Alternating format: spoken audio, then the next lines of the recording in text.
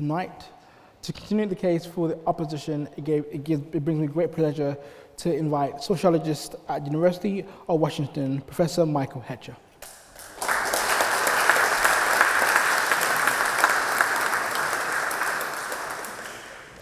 In this debate, we are asked to consider whether the nation-state is being stretched to its limits, and if so, does this mean we need to move beyond borders? If the nation-state is really on the way out, then why are there so many more of them and so many more borders now than there were in the 19th century? The average size of states nearly doubled between 1816 and 1876, but it's contracted thereafter.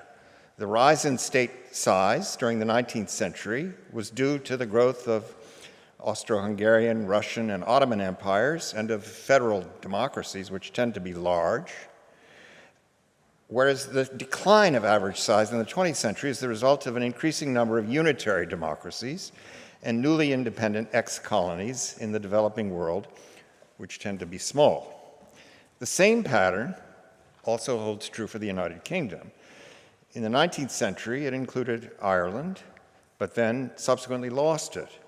Now there's some concern that Northern Ireland and Scotland may also exit in the future. This suggests that borders must be even more desirable now than they were in the past. I want to persuade you that there are at least two reasons why borders are essential to our way of life. In the first place, they preserve national cultures and help mitigate social polarization. Just think how different it is to live in the USA, which has a unified national culture to some degree, as against Europe, which has protected its separate cultural identities by promoting national heritages, key to collective identity and expression. Besides helping to maintain cultural integrity within societies, there are also guarantees of cultural diversity at the global level. In the second place, the state cannot exist without them. Just how do borders accomplish these important functions? At the most basic level, they enable authorities to choose the people allowed into state territory. This capacity is beneficial because borders help societies provide public goods. Unlike private goods, public goods like national defense, public parks, lighthouses, motorways, and social order cannot be excluded from any member of the community.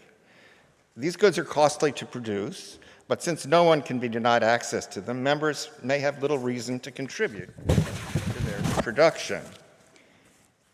Instead, they may be tempted to free ride on the contributions of others. This means that the provision of public goods is always problematic. Now, what do borders have to do with the production of public goods? Social scientists have long understood that there are two principal ways to supply public goods. The first way is simply to coerce the contributions of community members. This solution requires the prior establishment of a coercive institution, namely the state. The state can compel residents to pay the taxes required to fund public goods. And borders make it possible to either admit individuals who can contribute to the supply of public goods or deny them entry to those who would undermine it. Since states have a monopoly of the means of violence within their territory, the elimination of borders is tantamount to the elimination of the state. Just ask Somalis and Hondurans later. Just ask Somalis and Hondurans how they like living in failed states. The second way is for the community to provide informal social norms that act to encourage members who help produce public goods and dissuade those who are tempted to free ride. These norms are most strongly held by long-standing residents of a territory, but are weakest among new arrivals. Last, democracy requires borders, for without them, there can be no electorate. Obviously, borders can also exclude individuals by discriminating on the basis of race, religion, ethnicity, and other ascriptive characteristics. That some borders may rule out immigrants on racist grounds doesn't imply that they should all be eliminated, however. It does suggest that the criteria for any society's immigration laws should be designed to optimize the community's collective welfare, however it is conceived. But the argument for borders doesn't rely purely on theoretical grounds. A key empirical case close to home provides highly relevant evidence. Following the establishment of the Schengen Agreement in 1985, national borders were dismantled in member states. The main purpose of the Schengen Agreement is to enable people to freely move through the area. This includes traveling without going through internal border checks, queuing at airports, sea or land borders. In addition, third country nationals in need of a visa to any of the 26 participating countries can travel throughout them with a single Schengen visa. So how has this experiment turned out? Despite doing away with national borders, police and immigration controls in the Schengen area have been continued and even strengthened in the wake of increased migration from the Middle East and Africa. Police capabilities have been widened. Cross-border observations and chases have been made possible, as well as the exchange of fingerprint, DNA, and vehicle data between different police authorities. All told, the Schengen process has led to a significant increase in international police cooperation. National and EU leaders have been engaged in politicized debates about sovereignty.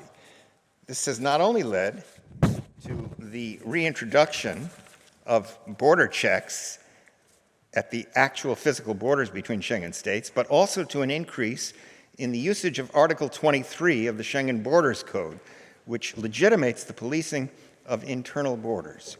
This code has turned the Schengen area into a tech-controlled space in which ethnic and racial profiling identifies undocumented people for immediate deportation to another member state without any safeguards at all. There are at least 4 lessons that can be drawn from the Schengen experience. First, nation states need to be in charge of their own border security to protect their citizens from external threats such as foreign terrorists and pandemics. Second, unless countries have borders, they can't control the number of people entering their country. Uncontrolled migration causes problems for managing social services such as the health service. Third, having a single external border means relying on foreign police forces for security, whose standards and effectiveness citizens cannot themselves control. And last, free movement of people makes it more difficult to protect against other external threats, such as infectious diseases like SARS or Ebola. Finally, let me conclude by addressing the issue of global crises in a world of nation states. Does the existence of national borders inhibit our prospects for resolving global crises? Without question, global warming is the greatest existential threat to the future of this planet. No doubt, a viable international body that would be able to enforce global rules on carbon emissions, let alone nuclear proliferation and pandemics, would go a long way to resolve these kinds of threats. But the prospects for the existence of such a body at this point are vanishingly small. If the UN is the best that can be done at this time, we've all seen how powerless it is to sanction Russia for its invasion of Ukraine. Even in the absence of an effective international state, however, progress can still be made on global crises in our world of nation states. Consider the Montreal Protocol on substances that deplete the ozone layer. The only international agreement that has been ratified by all UN member states. It has successfully regulated ozone emissions since 1987.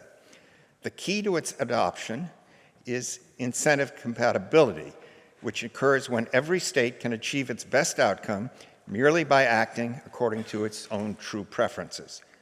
Unfortunately, we're currently far from this situation with respect to the regulation of carbon emissions, let alone other global threats. But the elimination of borders can provide no panacea for this existential problem.